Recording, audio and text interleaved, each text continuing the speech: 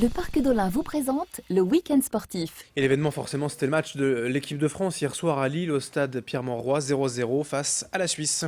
Oui, alors pas de victoire pour les Bleus, mais la première place qui a été assurée, et donc l'équipe de France qui jouera un meilleur troisième en huitième de finale.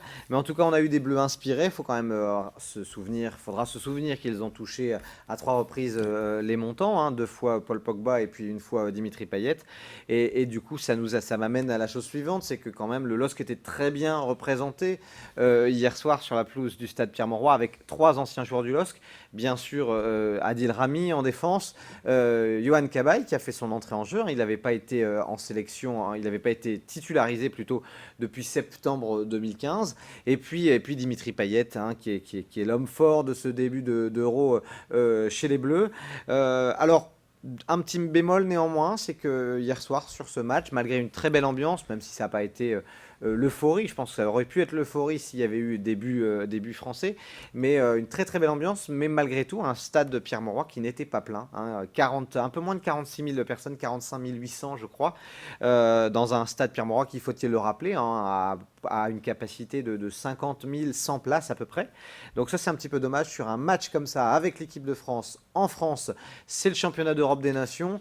Ici au stade Pierre-Mauroy, il y avait la place pour remplir. Alors on peut imaginer, Adrien, que c'est la faute à quelques places en première catégorie qui sont un petit peu trop chères. Des places sèches jusqu'à 250 € la place. Donc forcément ça en a refroidi certains. Mais c'est dommage que sur un match comme ça, le stade n'ait pas été plein. Un autre carton jaune aussi par rapport au stade Pierre-Mauroy, l'état de la pelouse qui a été jugé vraiment décevante par beaucoup d'observateurs. Oui, et là, le carton jaune, il est adressé à l'UEFA, qui a, malgré le fait que cette pelouse était magnifique, certains observateurs et quelques jardiniers du stade Pierre-Mauroy disaient même qu'elle n'avait jamais été aussi belle.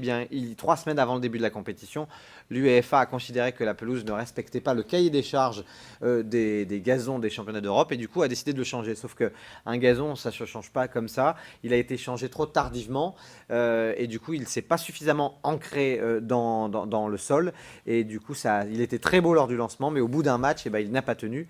Et là, comme on l'évoquait, il y a encore quelques matchs qui vont avoir lieu au stade Pierre-Mauroy, 3 ou 4 je crois, et 3 matchs dont un quart de finale, donc c'est vrai qu'à ce niveau là c'est préjudiciable pour la qualité du jeu.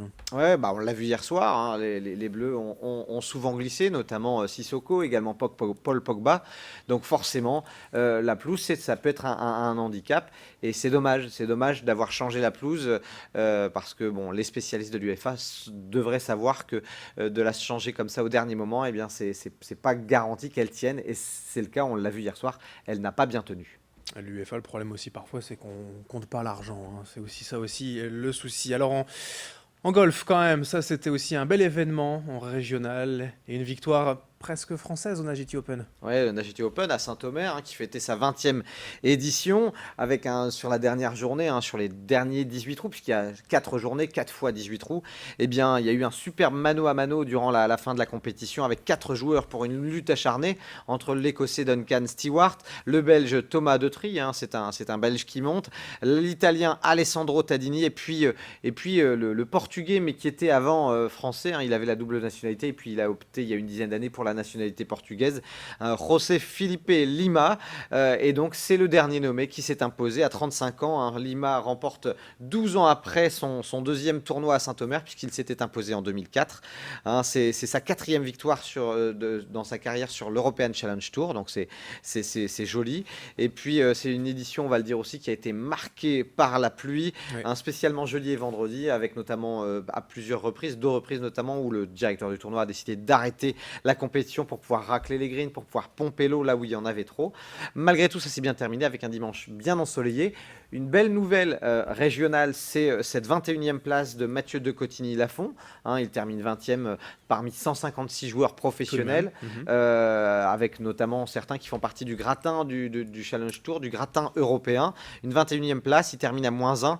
Les bogeys, lors des 2e et 4e journées, lui ont empêché de pouvoir viser une place dans le top 10, voire un petit peu mieux, mais ça reste très très prometteur pour le golfeur de Bondu. Et puis à la 5e place, étonnamment, c'est petite coïncidence ou pas forcément, c'est que comme en 2004, le dauphin de José Felipe Lima, c'est l'Italien Alessandro Tadini qui a été auteur du meilleur score hier, 67, c'est pas très loin du record du parcours. Voilà, donc c'était une très belle édition malgré la pluie et une belle victoire de José Felipe Lima. Plusieurs courses ce week-end en athlétisme et d'abord à Falampin. Oui, le Semi de Falampin, hein, qui est l'une des grosses courses à pied de la région. Elle fait partie du top 5 des courses à pied dans le Nord et le Pas-de-Calais.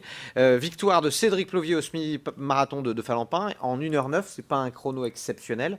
Et c'était en tout cas une course pleine de rebondissements, puisque après quelques kilomètres, eh bien, c'est Irbalakal du Lille Métropole Athlétisme qui avait pris les devants, qui a compté jusqu'à une quinzaine de secondes d'avance sur Plovier. Sauf que bien, il a eu un petit coup de moins bien en période de Ramadan. Il a eu un petit coup peut-être d'hypoglycémie et du coup il a dû ralentir l'allure. Ça a permis à Cédric Plovier de le doubler et il s'est finalement imposé en 1h09.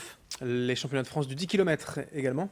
Ça se passait du côté d'Angers, les championnats de France du 10 qui ont vu dans la catégorie junior un ancien footballeur s'imposer, un Jimmy Gressier qui était footballeur boulonnais à l'USBCO et qui a fait un superbe chrono et c'est assez rare pour être souligné. C'est la première fois que le numéro 1 junior sur cette distance bat le numéro 1 vétéran. D'habitude, c'est plutôt l'inverse.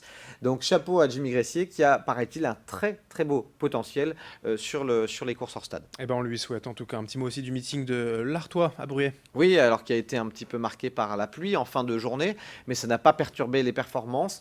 Alors, il y en a un qui a malgré tout été déçu, qui vise les championnats d'Europe à Amsterdam. C'est le lanceur de poids Gaëtan Bucky qui a signé un lancer à 19 mètres 07. C'est un petit peu en dessous de ce dont il est capable, donc il était déçu. Mais bon, ça s'explique aussi parce qu'il faisait partie du comité d'organisation, donc sur le côté organisationnel, il a été un peu sollicité et du coup, il a peut-être pu moins se concentrer sur son lancer de poids. Il y a eu des belles performances, notamment avec des athlètes thaïlandais, on l'avait dit vendredi en annonce de l'événement. Et puis, on termine avec une belle note, la réussite pour la Ch'ti Délire. Une tellement belle note que le directeur de la Ligue Nord-Pas-de-Calais d'athlétisme, Jean-Pierre Wattel, a annoncé qu'il souhaitait doubler la mise, doubler la capacité d'accueil pour l'année prochaine. C'était la Ch'ti Délire à Saint-Omer, qu'on appelle aussi les Illuminés du Marais, a une belle réussite, donc avec plus de 2500 participants. L'édition était pourtant très très boueuse avec la pluie qui avait tombé sur ces derniers jours. Et malgré tout, ça a été une formidable réussite. Et du coup, l'année prochaine, objectif 5000 participants pour la Ch'ti Délire à Saint-Omer. La prochaine Ch'ti Délire, ce sera ici dans la métropole lilloise, du côté du stadium de Villeneuve-d'Ascq, avec la Ch'ti Délire ici de Lille. Et toujours un beau succès, ces courses dans la boue, un peu mode commando. Ça fonctionne, ça plaît de plus en plus. Merci et Guillaume, et belle semaine à vous. Belle semaine et à vendredi pour annoncer le programme du week-end prochain. Bonne semaine à toutes et à tous. Merci de votre fidélité. Dans un instant, l'info au météo et l'infotrafic.